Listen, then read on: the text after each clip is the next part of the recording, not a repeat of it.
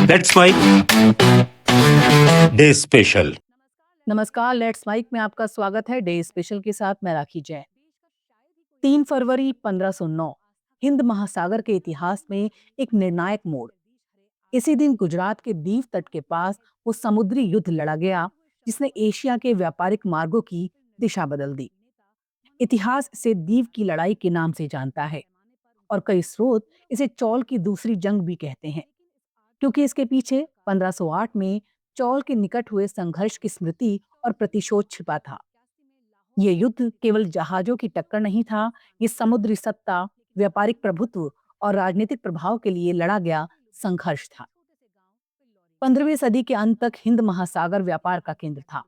अरब व्यापारी, मिस्री जहाज, भारतीय बंदरगाह और पूर्वी अफ्रीका के तट सब एक विशाल नेटवर्क से जुड़े थे। मसाले, कपास, रेशम और कीमती धातुएं इन मार्गों से गुजरती थी। इसी दुनिया में पुर्तगाल एक नई समुद्री शक्ति बनकर उभरा। कैप ऑफ गुड होप पार कर उसने यूरोप से सीधे भारत आने का रास्ता खोजा और व्यापार को हथियार में बदल दिया। उनके जहाज केवल माल नहीं, तोपें और महत्वाकांक्षा भी लेकर आए। 1508 में चौल के पास पुर्तगालियों को एक झटका लगा। मिस्र के मामूलक सुल्तान के सहयोग से गुजरात और कालीकट की शक्तियों ने पुर्तगाली बेड़े को चुनौती दी और पुर्तगाल के एक प्रमुख कमांडर का पुत्र युद्ध में मारा गया। इस पर पुर्तगाल के वायसराय फ्रांसिस्को दा अल्माइडा ने प्रतिशोध का संकल्प लिया। उनका उद्देश्य केवल बदला लेना नहीं था, बल्कि हिंद महासागर में पुर्तगाली प्रभुत्व स्थापित करना था, ताकि व्यापारिक मार्गों पर नियंत्रण मिल सके। द्वीप का चयन संयोग नहीं था। ये बंदरगाह गुजरात सल्तनत का महत्वपूर्ण समुद्री केंद्र था और अरब सागर के व्यापार में इसकी बड़ी भूमिका थी।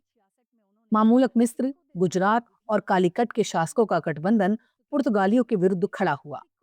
उनका लक्ष्य था यूरोपीय शक्ति को समुद्र से पीछे धकेला जाए और पारंपरिक व्यापार व्यवस्था बचाई जाए।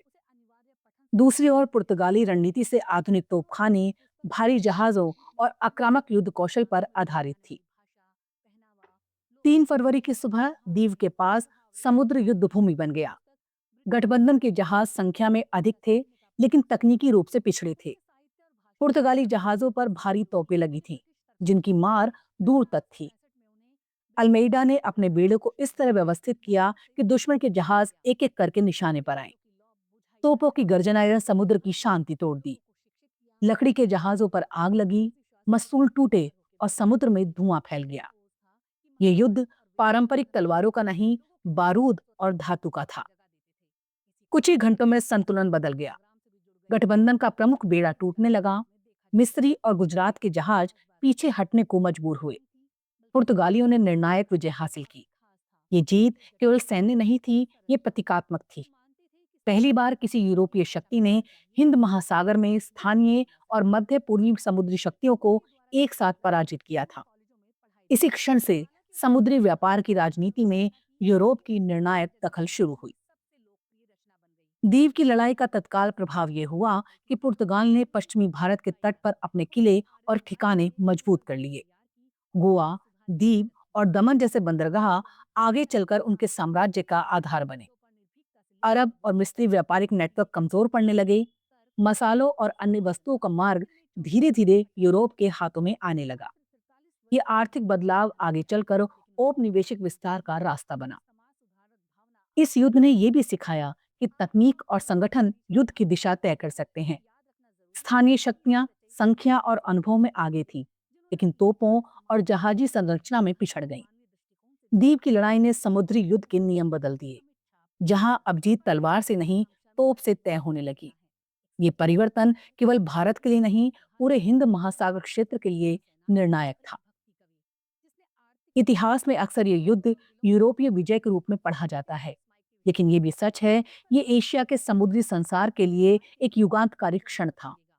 सदियों से चला आ रहा व्यापारिक संतुलन टूटा और एक नया वैश्विक क्रम बनने लगा। हिंद महासागर, जो कभी एशियाई और अरब व्यापार का केंद्र था, अब धीरे धीरे यूरोपीय नौसेनाओं के प्रभाव में आने लगा। ये युद्ध नहीं, एक संकेत था कि आने वाला समय जहाजों और तोपों का होगा और हिंद महासागर की कहानी अब वैश्विक राजनीति की किताब में लिखी जाएगी।